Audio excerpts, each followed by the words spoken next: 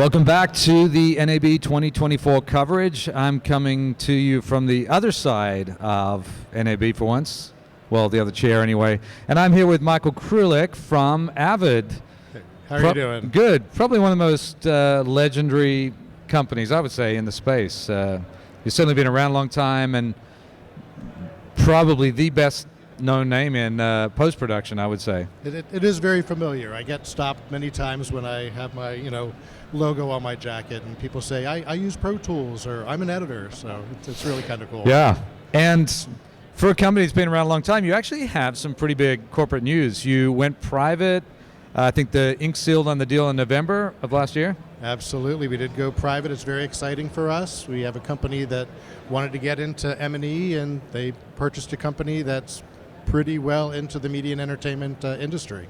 And as of, I think, 2 weeks ago, brand new CEO coming on the job. So obviously, be a lot of people interested to see what the direction is, where AVID heads from here. But can't really expect too much from a guy that probably still setting the pencils up in his office. He just started. This is his first trade show, so Wilfred is definitely, getting a good start into the industry with NAB.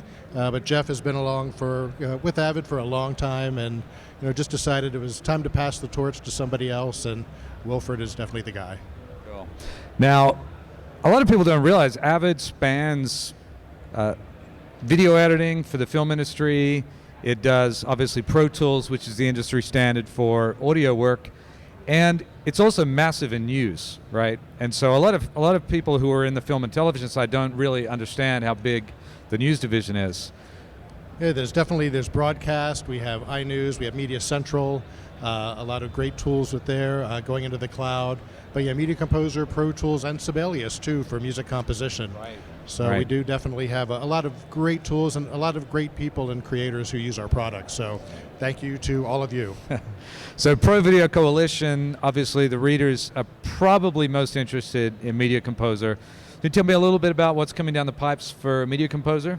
Yeah, absolutely. I mean, we definitely have been doing a lot of development around AI. The transcription tools in Media Composer have actually been pretty great. So we've enhanced ScriptSync to ScriptSync AI and PhraseFind AI. So being able to actually create transcriptions, so you're not just editing from a script that's imported, we are generating transcripts from the actual media. We are showcasing being able to export transcripts and also export transcript with speaker ID.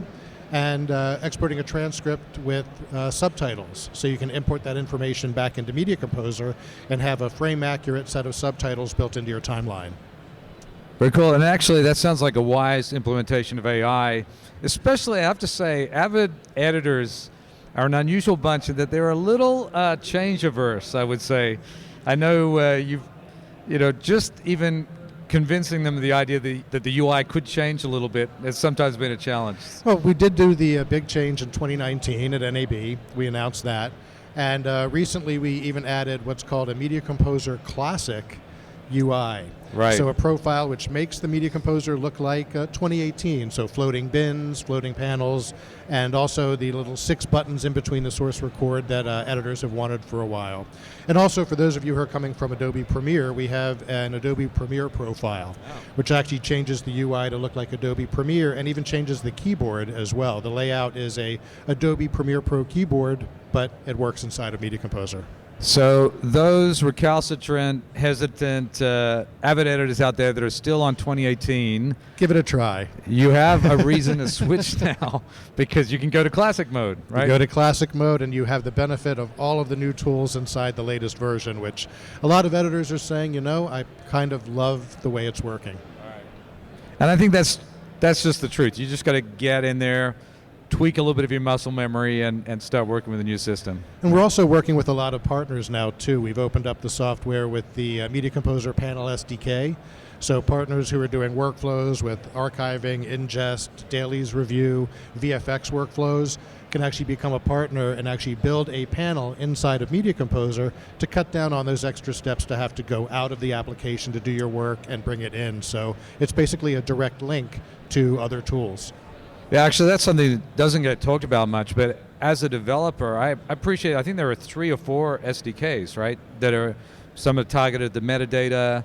And so there is quite an extensible nature to Media Composer that allows for people to get in, manipulate bins and metadata, and that really helps with a larger post ecosystem. Well, yeah, with so many people as part of the collaborative team, you have the VFX artists who need to change names of markers.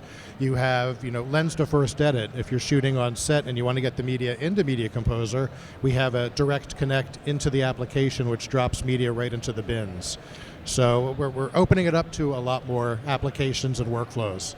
Very cool. And people, if you're at NAB wandering around, you guys are in the South Hall. Yep. Back where we were in the upper hall. The good old days. As soon as you walk Upstairs. in, you'll see the AVID stand. Yeah. And also, we just put another plug in for AVID Huddle. We have a new application that's coming out which lets you actually collaborate using Microsoft Teams to go in and add notations and even capture frames and draw on it. That's actually live. So you're actually setting up an AVID Huddle session, you're playing out the Media Composer sequence through SRT and collaborating in real time.